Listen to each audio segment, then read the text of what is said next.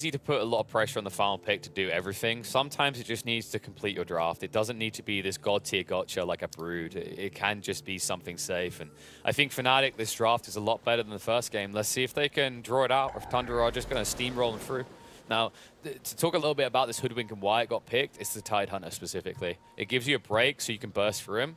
And Tundra are going to rely on this Tide to do a lot in the early game. But something I really love about Tundra is, once again, how they give Skidder this save type hero. If you think about the two sides, one side has two really good resets, the other has none. You've got Global Silence and you've got Song. And why I said that it matters that Fnatic plays fast and doesn't let this go late is, once you get late into the game, for Tundra, you're probably going to look at that Agshard coming out with this Song, with all these bulky strength-based cores. You'll be able to save everyone. And on top of that, you know, if snaking does get a little bit of cheddar along the way, we might be talking about a double Global Silence type game.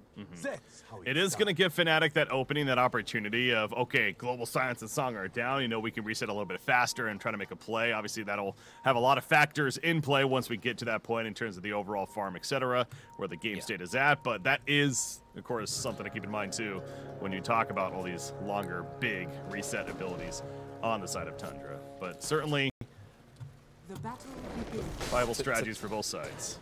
To that point, Breaky, like, how do you force them to use these big ultimates? The same with Ravage, right? Like, how do you force them to use it for nothing? Like, these resets will force you to go in, and one issue for Fnatic's heroes is, outside of the Hoodwink, they don't have heroes that kind of in and out. Like, you can talk about Pangolier, but the way he in and outs is he commits the Roll of Thunder, and even though it seems like it's a low cooldown spell and you can't punish it, think about how many games we've seen where a Pangolier uses Rolling Thunder, and then they immediately lose 2 towers, or Roshan, or just the game entirely. Well, Armel on that Pango, matched up against the Primal Beast. This is a matchup we have seen a fair amount here in this tournament. No, it has not looked fun for the Pangolier players. No, Primal Beast has definitely been enjoying it, but again, to the point, Pango feels like he's one that's not necessarily too concerned about falling behind in CS earlier on, so he's good to go. I've noticed Soniqs here at the bottom lane, by the way. He'll block this camp as well as now he's doing the creep pull, so certainly accomplishing his job as the support roll down here. I do hope that around 7 or 8 minutes into the game, we see rotations out of Armel and Hoodwink moves to the mid lane. Because to me, I think to counter that issue of we have to commit to get these resets out of Tundra, DJ is going to be the MVP for them. If he has a really good game, if he gets some decent levels, he's going to force reactions out of Bushwhack sharpshooter players. So definitely keep an eye out for that. And I love the idea of this Marcy Hoodwink, because I think it's a very good ruling lane. See 3-3 down here at the bottom, just with the creep wave way behind. I mentioned Clockwork doing the pull. He's behind his own tower, but 3-3 with that anchor smash, the Kraken shell. He's feeling very cozy. They wouldn't have a stopper for him at this point anyways. Level 1 Crystal Maiden still, so he can just get away easily if it feels like he needs to. It's almost like an axe effect. It really is. I mean, it's the type of lane that Sax is going to have a smallest face on as well. Like, you can eventually rotate, and you'll kind of want to, because the one issue that usually occurs is this Marcy forces these weird tri-lane scenarios, or you sacrifice heroes. And if your Tide is always safe, you can always rotate away, or maybe you even end up rotating down towards the Marcy. But for now, Marcy's making some action happen in the top lane. Good first blood coming out for the side of Fnatic on the lane where they need it most. I mean, this is a hell of a brawling lane, that's for sure. The Marcy and the Hoodwink together. 2 heroes that could definitely kill, especially as level 2 hits, and they make it happen quickly onto the silencer. And Nagasar, and you don't expect her to have ensnare anytime soon, so. No, we have seen some builds where Skidder gets it by like level 5 before in the lane, and it's been really impactful, but I think this is the combo, not with a silencer. And I like the way they played this, because I think one very big issue for them on this lane is if this turns into a 1v1 and a 1v1 where the supports are fighting, it doesn't actually favor Fnatic.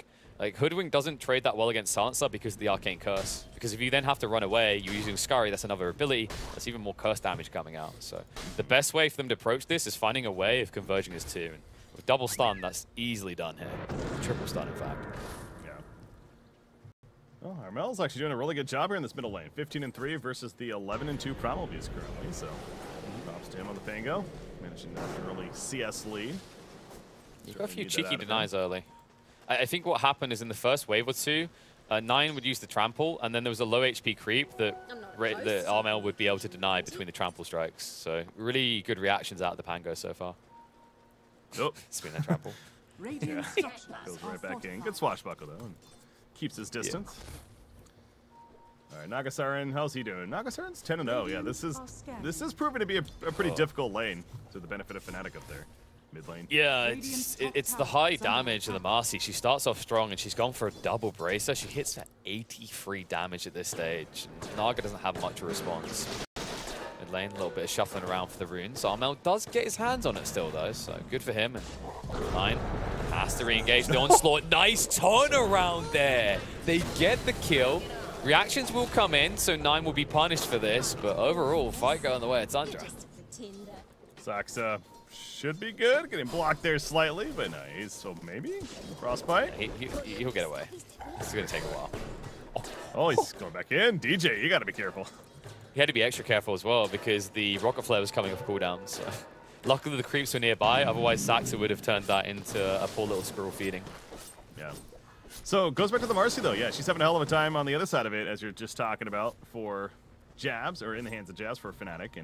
But again, how much impact is she going to be able to have? Yes, the earlier BKB, especially playing this core role, certainly going to be powerful. But again, she's not necessarily an illusion clear, right? She's not like a counter to Nagasiren. So no, she'll be able to pick up the backlines though. Something like the Silencer, that'll be her mission, I assume. Definitely. She's a frustrator on the lane, but not much beyond. Because one of the big issues you run into is that even with all this high damage, you are up against a hero that has 10 armor. That being said, Skidder is at risk of going down. Snake King does finally arrive in the nick of time, but that's the 10 armor effect. Any other hero there just dies. Well, you know, as I'm kind of talking that out there about the Marcy being in this offlane role, they don't really... Oh, mid lane. Nice play coming out. Never mind, he's fine. It's a problem base, come on. Yeah, no, he's good. They don't really have, like, that aura carry. I mean, eventually, like, an Assault Cure, sure, on the Bear. But Wraith Pack specifically comes to mind, right? That is such a powerful item in this game. Top lane. Oh, Jabs is in too deep. He made a very big fatal flaw here. He didn't respect the armor differential up to 15 when Naga's under this tower. You just do no damage. And he got Ensnare. Level 4. He had Ensnare, and that certainly caught him off guard, too. But yeah, no Wraith Pact I would expect from the side of Fnatic is what I'm, again, getting at. And, you know, is that something that's unfortunate? Against an illusion hero especially, right? Like, you're not going to be able to reduce that overwhelming firepower that Naga can provide. And we've seen, like, Naga's no joke these days, you know. Ever since they changed the Riptide, the way it works, and once you get the Manta style, you can do a lot of work. In fact, there's even some nice builds around things like the Orchid that we've seen before that allows, or Diffusals as well, that allow her to go for solo kills, easy peasy.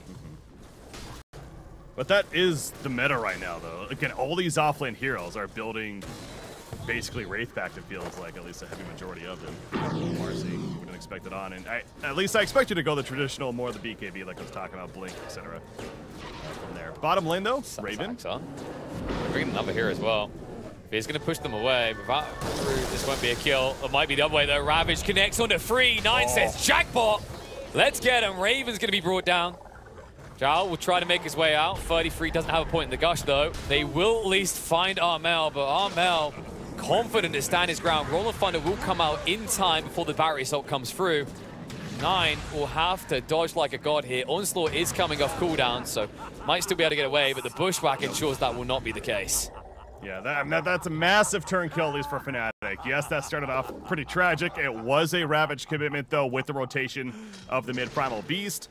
The fact that Pango's able to get in there and clean up as he did, I feel like Fnatic, and yeah, looking at the recap, in fact, it was a slight gold in their favor for them, about just under 100. So you see Lone Druid now mid lane, he's picking up some farm there. So yeah, Fnatic, honestly, really satisfied with the outcome. And they need to stop punishing this type of stuff because Lone Druid is having a hard time. He's the poorest core in the game. Naga's not too far ahead, but when you consider the start of this lane, you know, the fact that Skidder is ahead of the LD is maybe something that people wouldn't have expected. But it just shows you that the power of the Naga in the right hands. So it's going to be a rotation back towards 33 again. Mistakes definitely made there. Tide Hunter will be an easy picking for Armel, and looks like they might actually make this a permanent switch as the LD is still hanging around in the mid. No, I think this is a fair argument. Kind of like to talk about the potential Radiance on Lone Druid. Probably not going to be the case. Similar to Pango, though, because, again, are they going to have enough answers to this Nagasiren illusion-based hero? Does he go maybe a Maelstrom, even into a full Mjolnir? Like, that's not the typical build right now on these Pangos. But I got to think that's maybe a thought, at least. I think the Diffusal's just better, especially against the Tidehunter, because if you take the Tidehunter out, and you can do the same to the Primal Beast, right? Like, he's going to have BKB eventually, but you get a very big window of opportunity. Also allows you to just find solo kills on these other heroes like the Sansa and like the Clockwork. But we'll see. It could just be that he opts into full utility. Things like Lotus would be really good this game, against the Pulverize, against the Ensnare, and the Sansas as well. So, I'll have to keep an eye out. The only issue with rushing a Lotus is you just lose your own scalability entirely. Arbor Corrosion for now going to be coming out. Makes sense there. Jay, Jabs, whatever you want to call him, he's at the top lane and unleashing to help get that top tier 1 tower kill. That's the first one for them. I would like to call him Jarcy. There you go, that's his name now. Why? Oh, oh, okay, I get it now. I was like, come on. Is there some inside, like, deep joke there or something that I'm not getting? All right, bottom lane tide, he's probably dead. He's looking like a joke. I mentioned he got counted out in the draft by the Hoodwink, and you see how easy it is. Like, even if it's not a full charge sharpshooter, it's enough to stop him from getting the Dispel quicker. Top. Oh, hello. They found Jarcy, but she is no joke. Quite tanky. Not tanky enough, though. Onslaught through, and the trample will finish her off. Pulverize used there initially.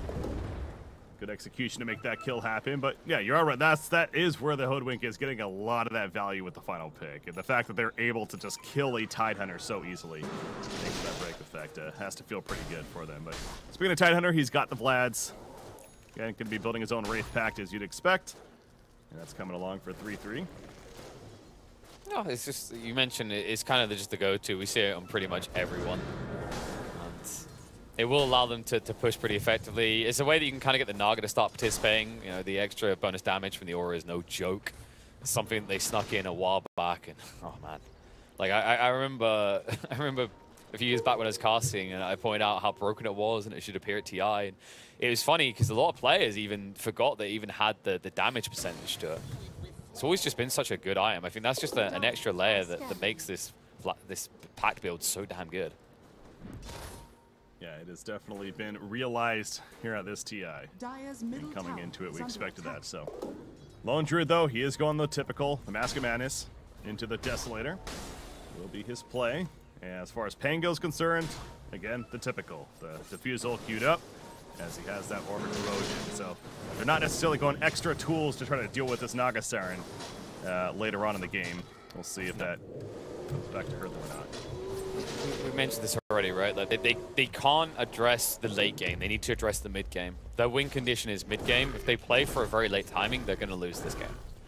So, unless they're miles ahead. Like, I just want to really highlight that there before. It's like, whoa, but what you're saying? They just GG out at 35 minutes? No, if they've got like a 15k net worth lead, if they're escalating, they can be comfortable with a little bit of late game. But if we say we're 40 minutes in this game and both sides have equal net worth, I'm going to favor Tundra's draft every day of the week. Soxa's down here at the bottom lane, protecting this Primal Razor Mail, though. Going in, there's a hook shot. Not going to do too much, though.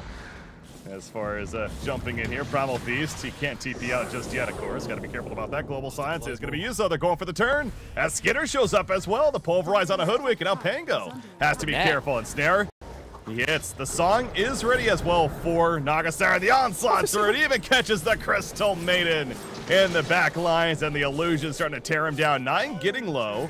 There is rotation coming out from the Marcy. Keep an eye on her. She's found by 3-3, though. And that'll be the end. Run, Jarcy, run. Don't want to deal with 33. Now, this is the thing about this hero. This is why this hero looks so busted. How many heroes in Dota 2 can do what 9 done there and survive multiple times? Like, he came to the edge of the abyss multiple times. He should have been dead, it felt like, around where the tier 1 used to be. And then the dive in on the CM afterwards gets Rude, still somehow survives. Not many heroes can do this. Usually you think heroes like Tidehunter, but the difference that balances Tidehunter in comparison is he doesn't have this level of mobility to him that the Primal Beast does. Oh, yeah, close. Naga Siren, though, she continues to be the top net worth. Again, even getting involved there at the bottom lane. She's got Manta Style well in the works, has her Yasha, 1,800 gold saved up. Top. So that's going to be soon. Top lane, they are running in. Yeah, they got the vision. So it looked like Marcy was tempting fate there. I was watching that, it's like, you have vision.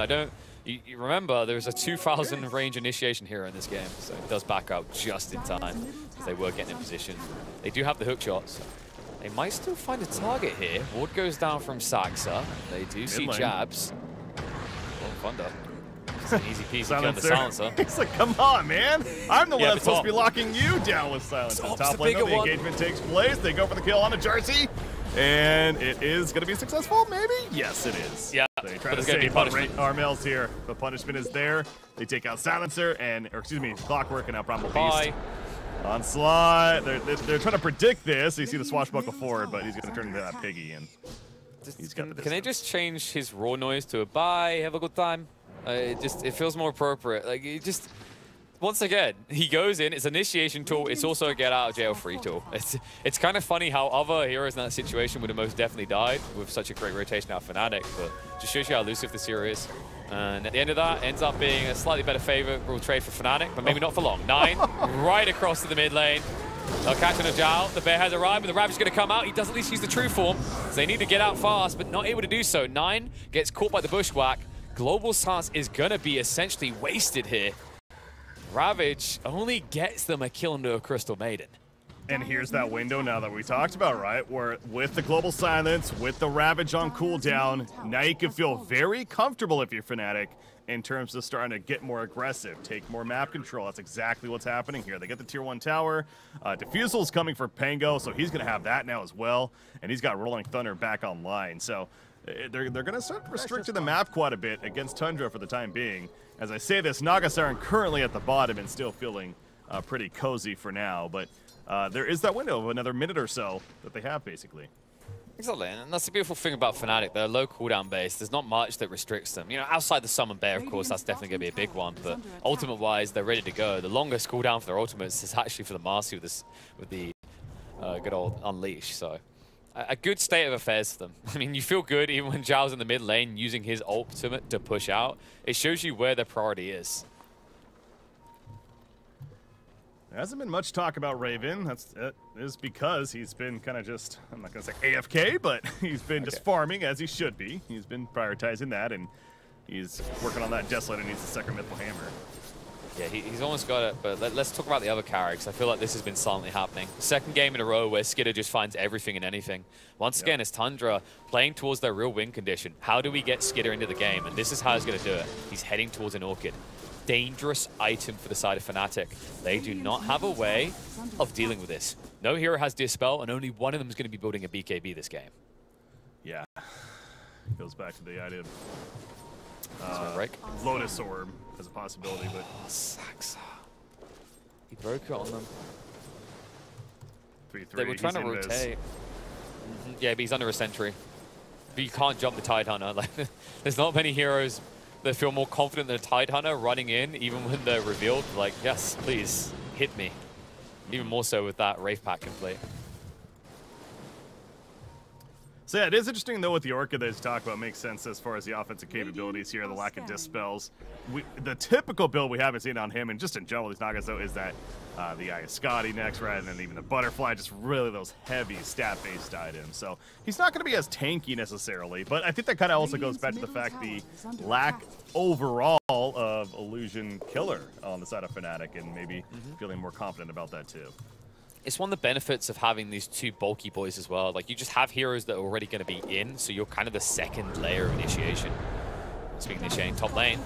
Stuns both sides. BKB activated now by Jabs. 9 has bitten off more than he could chew. He's got the BKB on the way up. It's not going to arrive in time. Global Stance counterattack onto the Pangolier with the hook shot in. We'll be able to move away, and Armel will get the Roll of Thunder off. Now the counterattack is going to come in. Top side, Jabs is still 2v1ing here. 9 has to back away. 33 is going to stand his ground, but he has no lockdown remaining for the Marcy. They'll be able to shift away. Both supports on the side of Tundra are dead, and Raven even here to party, but so is Skidder. Orchid instantly gets a return kill, and now they'll look to retreat. Yeah, he has Ravage, but it didn't have mana. Now, so that was something. There was basically two different fights going on. Basically, as you pointed out, Jabs was 1v2ing. Tidehunter saw that his Primal Beast was almost dead, tried to help him out. He didn't want to Ravage, though. If he Ravages, I do think they get that kill, but it would have been very close. And I can completely understand why he didn't want to use that cooldown, especially as the fight was still continuing on. He knew that the other enemies were just south of you. But Jabs did get out as a result. They got the 2 kills, and again, the support kills. Naga Siren still fine, and all the cores essentially on the side of Tundra are still fine. So it's one of those fights again where I think both teams can be okay with the outcome of what happened there. I think Tundra's very happy with the outcome because in the end they've just used the global, but like there's no repercussions, right? Like you just see what happens. Instantly Raven's back into the ancient area. I haven't really felt the impact of this lone druid so far, and yeah, I felt the impact of the Naga. That's not the way these drafts are meant to go. I meant to notice the lone druid quicker than I notice a Naga in this type of game, yet Skidder is just omnipresent now. He's going to be able to hunt and kill. You see the power of this build on Armel, by the way, the reason he went that Diffusal. If it wasn't for the Diffusal, that Ravage does come out that you mentioned top. And then it's a turnaround where Naga's not just going to get 1 kill in support, probably be 2 cores as well. Oh yeah, no, the Diffusal is definitely what burned that mana when the following fight did proceed. I was paying attention to that fully, so you're absolutely right. That Diffusal multifaceted in terms of what it's bringing to the table. And speaking of it, Armel wrapping around here in the mid lane. I don't know if you want to wrap around this though. 33 has plenty of mana this time. Roll Thunder, bushwhack. They've got the lockdown for the time being. Bring him low, forced off to get him away. 33 has got the Ravage. Cannot commit it though. No good target. Hookshot counter attack off the point. Woodwink will go down response, and it looks like Tundra run out, but no, they're back in. Global Silence committed straight away on top of Jabs here. He already used the BKB. Skidder is ready for a party. Pulverize comes out to Raven. They're going deeper though. 9. No Onslaught to work with. Zhao will stand his ground for a moment, but the SingStar Elite is here. Skidder is going to stop in his tracks. That's going to be a dead CM, a dead tower, and a good fight for Tundra. And they still have Ravage to play around when Tug comes back up. What did you say from the very beginning too, KP? The reset capability of Tundra, and several times we saw it there in that fight. The Global Silence, and then eventually the song coming out to just make sure to at least secure the kill on CM, get the tower kill, and basically force Fnatic away when it was all said and done. And yeah, even further, as you suggested once again, Ravage wasn't used. Well, that just means he has it now as he resurrects, and he's going to be joining the team eventually for another inevitable big fight to take place. So it was a great kill on 3-3. The lockdown was there for Fnatic. That's that single target burst they certainly do have, especially with the BKB activations themselves. 3-3 did not feel comfortable to cast the Ravage, understandably. You also see he has those tendrils of the deep now too, but using all that out front burst on him, it's one of those double-edged swords, because killing him's good, but then you lose out a lot on your firepower to deal with everyone else. Yeah, you start to see the issues in Fnatic's draft, right? Like they only have 1 hero who's going to be able to BKB in this game. They are very, very susceptible to the lockdown of Tundra. That's why I like the Fnatic's making this play. The best one they possibly could right now. They're going to sneak in the Roche pit because they know that Tundra is in the bot lane. They just revealed there underneath a ward. So this is going to be a freebie for them. Aegis now in the hands of Raven, and I'm happy to say that this should be where he can participate. He should be participating anyway with this Aegis. If he turns it into a farming Aegis, I do think Tundra still escalate their net worth lead. Yeah, no, I mean, Fnatic certainly needs to get a bit more aggressive, specifically with the lone druid to that point. I mean, Pango's certainly been aggressive. I mean, the whole team has been, but yeah, getting LD involved, it seems like the strategy that's going to help them start getting control of this game potentially. And the build choice of him, by the way, which he has queued up initially, is the Silver Edge, which, again, kind of makes sense. Get that opener there and the break effect for more damage, especially against the likes of the Tidehunter. But right now, it's the smoke play from Tundra that's moving and trying to control the map on the top side. Exactly. It's like, oh, you got Roshan? That's cute. We still have map control. You haven't taken anything away from us, really. The funny thing with Tundra is they weren't in a rush for that objective. That's one of the nice things of this Naga. Look at her build. She's got a heart complete now. She's almost 3k HP. So sure, you've got this Aegis to play around, but she's not going to die in these fights. So it's not obviously the same level of like impact, but there is an argument to it, especially if Raven loses this bear once, because this is a transformation type hero when you think about it. If your bear goes down and you have to resurrect up, I don't know. I feel like you're in this situation where there wasn't a better target, mid lane, but this Aegis isn't that impactful. They try to initiate 9, but you see how BKB just trivializes everything now that Fnatic want to do. Yep. Radiant's top tower is under clears up the attack. creep wave, and the rest of the team is still up at the top side for Tundra, led by that Nagasar, and you mentioned the heart. He's nearly 3,000 life pool now, and this is where that factor of the lack of the illusion killer, I feel like, is truly going to start becoming apparent if it wasn't already. Now, with that said, they do have objective pushing on the side of Fnatic, and they take advantage there as with the lone druid as they push bottom, and they're going for tier 2 now. And just to that LD Aegis point quickly, I'm pretty sure the way it works is when you lose the Aegis when you die, the bear doesn't die. So that's at least one upside compared to your other typical transformation heroes. You know, you think things like the TB, you think DK as well. Lycan is another one. But it's still one of these issues where you don't want it to be a farming Aegis, but it's inevitably going to be a farming Aegis. And the issue with that is, as you've noticed, Tundra can just do exactly what you're doing at a similar pace.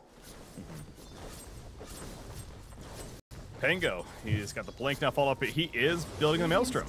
Yeah, I think that, so it's become, you know, very apparent now that if it wasn't going to be earlier on, they are going to need those tools to deal with this Naga Siren a bit more. That eventually will turn into a Mjolnir, I'm sure, and at least that'll be the idea. So keep an eye on the progress there for the Pango, but Fnatic, they're knocking on the door. I mean, the sidekick is no joke. I'll give them that. This bear just mauled the tower in the blink of the eyes. They will end up using the glyph just at the very end. You're not expecting it to be that effective, but you can't remember that is an extra 65 damage per claw. Saxo. Okay, yep, did stop the tap going. Pulverize under the bear. Silence as well. That's going to force the initiative out. Oh no! Worst spot to get stuck. Has to use the blink to get out. Bear's going to have to be resummoned. The hook shot is going to be a whiff. 9 will be rooted up, so won't be able to hunt deep for a kill. Fnatic will be quick to TP out. Tendrils of the Deep go the wrong way down the center of the 2, so they do get out clean.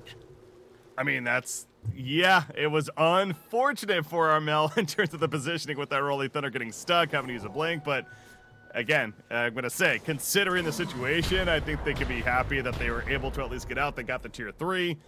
So that's the good news for Fnatic. But now Tundra, it's their turn to respond. Everything is ready. Primal Beast to pulverize up in 18 seconds, so not a big deal there. And you could tell now Tundra, it's their turn to make a move. I know the Aegis is still up for a minute. If anything, trying to play around that, the idea that it's going to be despawning soon, and trying to make a fight happen as it does. Butterfly is also coming along for Skitter pretty nicely, as he's got another 3,000 gold saved up. Working on all the components currently. And they have got Silver Age complete on the bear now. Best opportunity, but Ravage in the middle. Pangolier here on his lonesome.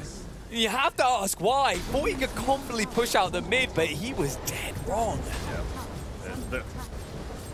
It's understandable, again, just trying to push out that mid lane as his team is pushing top, but it was greedy. And that's exactly why, if the other team was ready to jump you as they were, speaking of ready to jump, Song is going to turn this.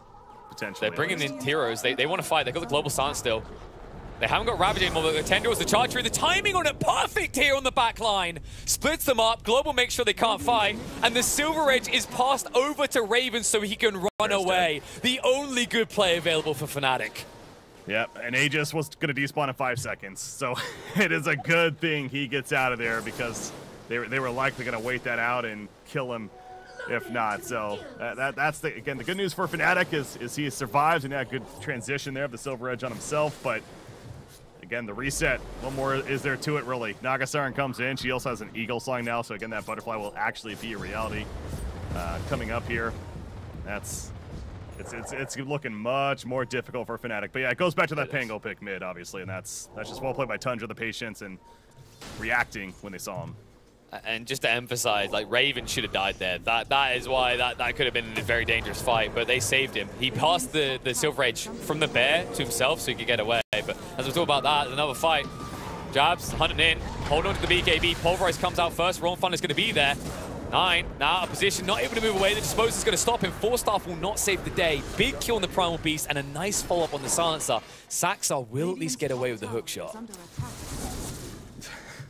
I don't want to sound like a broken record, but going to, again, cooldowns are in play. So now it's Fnatic's turn to really capitalize and take advantage of that being the case, and great job by them. They're doing what they need to do when it comes to that perspective. And that certainly is what's helping to keep them in this game at the very least. So they are going to push out this mid lane, and we know the damage that they can do to these towers. The tier 2's dead, and Raven is going to send the bear to the bottom lane. Now they want to clear up these racks. They're going to force a response. They're punishing the cooldowns. That's what they're doing specifically. Like, everything is not available for Tundra, and it's still not. Ravage still on cooldown for 5 seconds. Global's now coming off cooldown. Maybe this is the point you're a little bit too deep. Bear is going to maul through things. Tendrils are deep. We'll stop him for a moment, but Raven still have to get it. The Ravage is going to be committed here for the Bear. 33 will not let it leave. Wow. Doesn't have a resummon. Doesn't have a resummon for 30 seconds, so not the longest cooldown, but Yeah, I mean, that's a big commitment. That is a big commitment. For a bear. Kinda. It's a rabbit. Again, they have Global Science, Sleep, so they still have other big tools here. So using one of them, I think, is fine, right? And Ravage is really the only one that kind of makes sense there. Yeah, especially, like, I guess if you do the maths on, like, usually they're happy to use Ravage if they get one hero kill, right? Because they've got these other layers. Technically, it kind of serves as a hero kill, because as you mentioned, he's going to summon the bear again. It was still on cooldown for 30 seconds. So in reality, you kind of like crippled him for 150 seconds, right? Because now there's 2 minutes where he can't get another bear back. If this bear goes down, you're technically without your hero. Yeah, he certainly has to be more careful. Nagasara, speaking of being careful, trying to run down this Crystal Maiden. Doesn't have a blink yet, though, so... But gonna run right into him. That's unfortunate. CM's like, should have gone north. 30 I guess seconds. he lost his compass, you know. It's very difficult to find your way around this map. I mean, which way is north truly in this game, right? But by the way, look at Marcy as well. So again, really just understanding that they have to answer this Nagasara, and she also has a Maelstrom and going to Milner. They are desperate to address Skidder. He's still so hard to address. Heading for BKB next as well. And look at the hook shot in. Global, a little bit too late. The Raw came out in time. Jabs does commit the BKB though. Nine's going to be forced off the way. Has got the onslaught for 8 seconds. Has got the E-Blade to protect him though. BKB's going to be forced out. Armel causing anarchy on the backside. But the illusions are preventing the second wave of Fnatic from coming in. They do almost pick off Saxa, but Tundra able to duck out of that in the end. And you can't feel comfortable over engaging for Fnatic. They know Sleep is still ready, and Ravage is coming up quickly. 35 seconds. That'll be off cooldown. In fact, speaking of that, and Ravage not off cooldown, but they're going for Hoodwink. Jump in. The net. It connects as well. He gets forced out of the way. In the backline's up here. Lone Druid is actually stopped. He's having a fight. TJ's barely getting away. Well, Lone Druid's in a pretty awkward spot. This freezing field doing some decent damage, but it's going to end up going down, and now Pango's going to get pushed back by the Cox. He's silenced up as well. The Orchid's on him. The Bear's dead, and that's a Tango on top of that. He connects on the multiple heroes. Marcy's going to plow through. They're all gone. Raven's all alone. The Bear's going to go down. It still can't be resummoned for 10 seconds, and they're in the base just like that. Breaky, this is the most impactful Tendrils of the Deep game I've seen. That honestly, a lot of people ignore this item. They're not sure if it's actually that good. It kind of looks like a meme, even though it's a low cooldown. But you just saw the impact, especially towards their base. Secures additional kills on the retreat and make sure they're able to dive in for the Bear. What a turn of events for Tundra. And my heart goes out to poor little Zhao. It's his birthday. He gets to make it snow the entire time, and it just doesn't matter. He dies to Naga illusions alone in his own ultimate. That's going to be a shard now for them as well. What are they getting? They're going to get this clockwork, right, for the jetpack. Hell yeah. Let's fly high. Oh, no, they're giving it to Primal. Come on. They gave it to Naga. Yeah, no, Primal's got it. Oh, okay, sorry. Yeah, Naga already had it. Yeah. You're right. It's just I guess I kind of ignored it because it's funny that she had it before, but I don't feel like she needed it before, right? No. Like these songs haven't been used to reset from low HP because of how tanky Tundra's heroes naturally are. Man, it's tough. So let's try and look at the plus sides for Fnatic. Like, what have they got coming that they can do things with?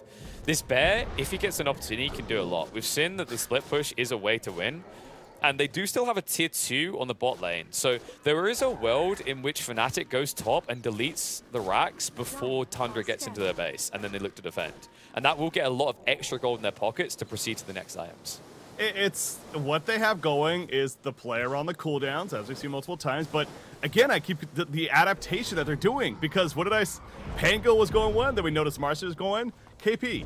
Hoodwink is even going to Maelstrom. Like, they really are just making sure to have every tool as much as possible that they can deal with for this Nagasara illusions. He optimized for it as well. He got the extra 2 Acorn shot bounces. Yeah, DJ know what's up.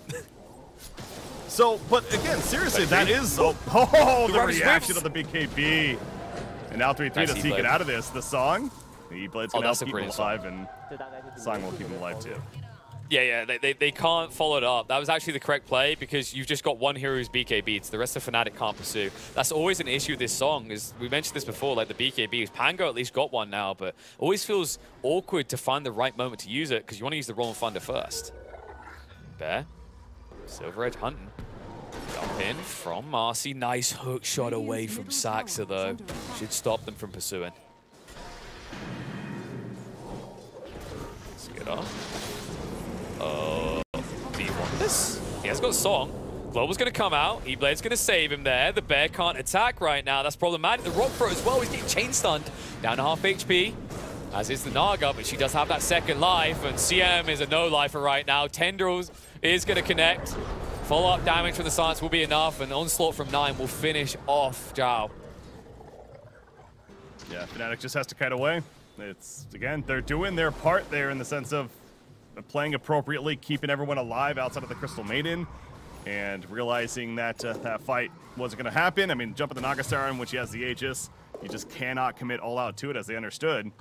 And so they do fall back into their base and going to take advantage of the uphill, but the bear, gets pushed in. That's a clock trap, and that bear is dead. Yeah, Lone True is going to have to pop it. 120-second cooldown now, but again, has to play careful with that. Nice dodge by Pango on the ensnare.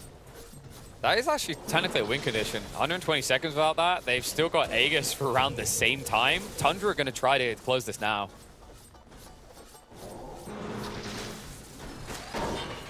Shot in. Suns comes out. Pangolier forced to use that BKB straight away. Skidder, it's disrupted. He could not get the Song out straight away. He still can't use it. Marcy on the backline pushed away. Song is finally going to come out just in time. And Jabs is without the magic immunity anymore. And out of position. 33. Has got the Tendrils coming off cooldown. Marcy needs to get out, but she's not fast to do so. Push away so Tide cannot commit. But Marcy is dead. And 9 is in deep. Global silence also to make sure 9 gets out. Crystal Maiden managed to live, by the way. The Pulverize didn't kill her. So that's good news for Fnatic. I mean, everyone is still up. Naga Siren, 105 on the Aegis, though. That is a lot of time remaining. She has the BKB in her backpack currently. Taking out the tier 3. There is no lanes being pushed in favor of Fnatic. It's all going the way of Tundra, so they don't have to worry about that. They're just going to keep here and keep occupied in the base of Fnatic for now. Doesn't have that Song for 30 seconds, so there is a small window, but it is small and closing fast. Especially now that the Ravage is back up, Global comes back in 50.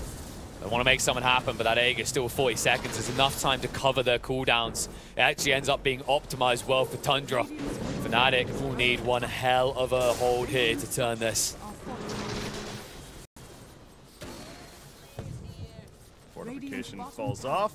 There's a double damage room, but again, no team with vision on it, so it's not going to come into play here. The rain track goes down. Melee racks not going to be confident enough to stand their ground against that. There is no mana currently on Naga Siren, so maybe that's coming into play too. Wants to be able to cast Song if needed. It's okay. He's going to get his mana back in 2, 1.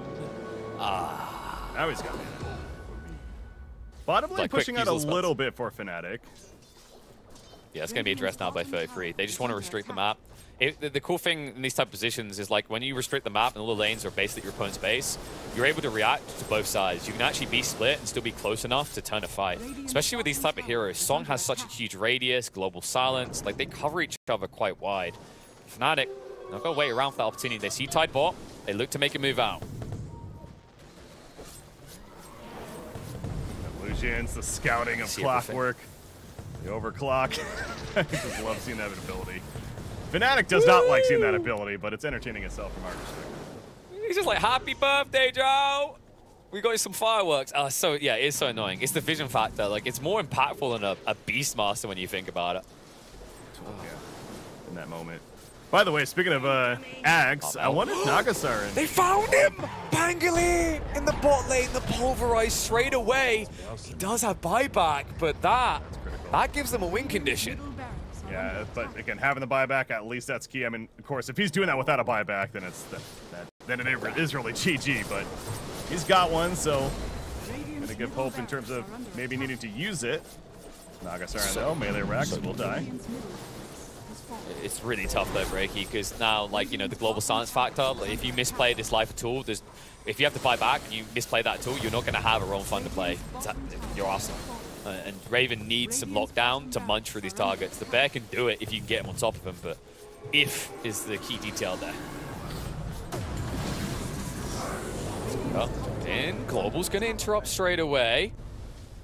BKB and walk it off. They do force the buyback out of the Pangolier. Now they do have a Ravage. This is a refresher buy by the Tidehunter. And Fnatic don't know. He's smoked up right now. This is going to be a vicious surprise for them. Illusions Smoke broke. continuing to chip away at the melee racks. They pinged it. Yeah, they did ping it. So yeah, he's not so much of a being hidden down there. Johnny Well doing a good job. But it's just a standoff, man.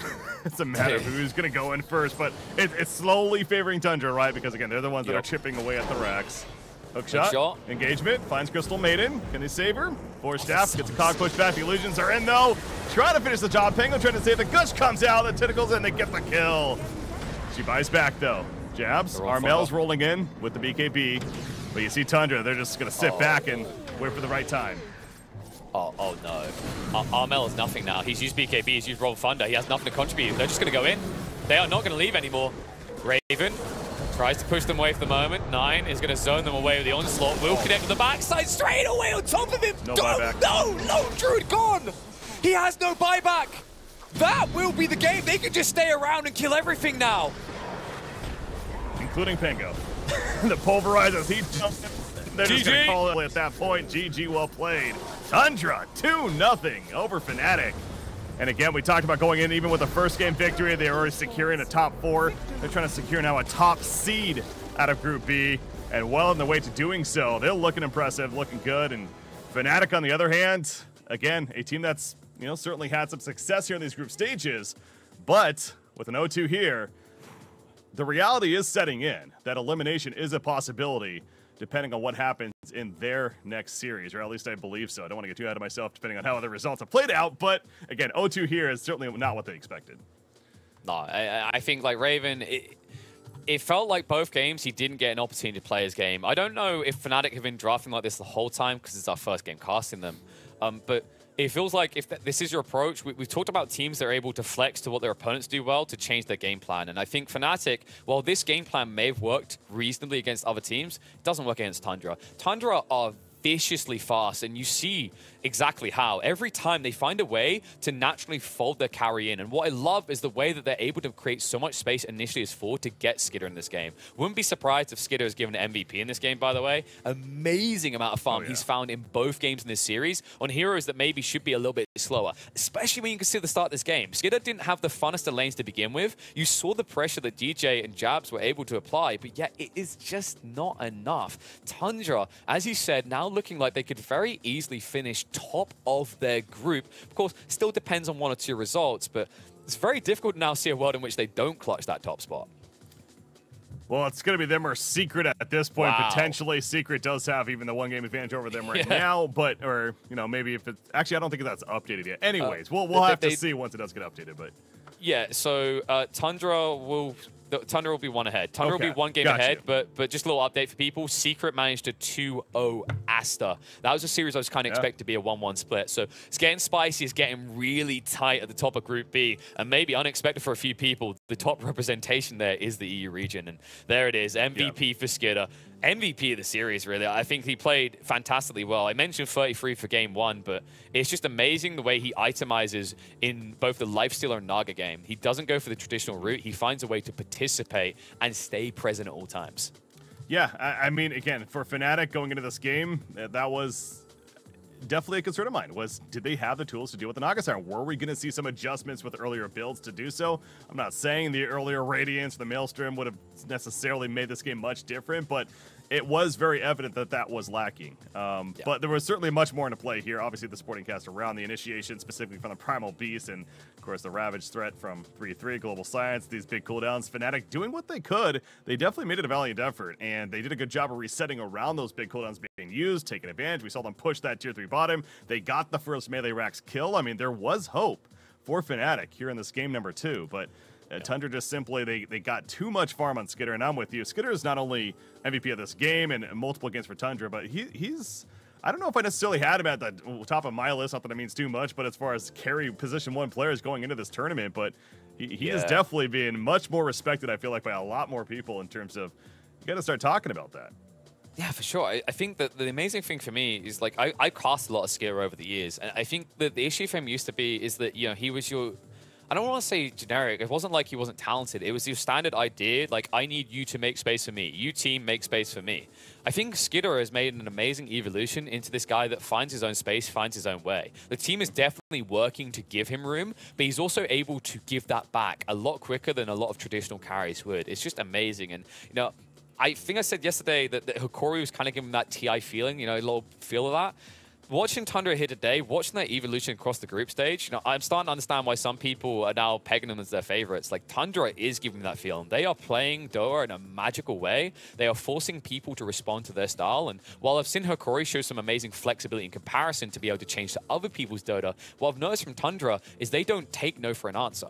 They make you play the way they want to. And if you don't, you will lose games. I think that is exactly what we saw here. Fnatic refused to budge from their idea of Dota 2 and got punished for it. I love that we're seeing the unexpected here, and KP, we have another series that's going to be coming next where anything can happen. Soniqs versus Gaimin Gladiators, and talk about a lot being on the line. These are two teams that are at the bottom over there in their groups of Group A, and the possibility of elimination, depending on how that plays out, is very real. So we're going to go to a short break, but we'll be back with another great series coming at you for TI 11 coverage here for the group stages. Stay tuned. You don't want to miss it.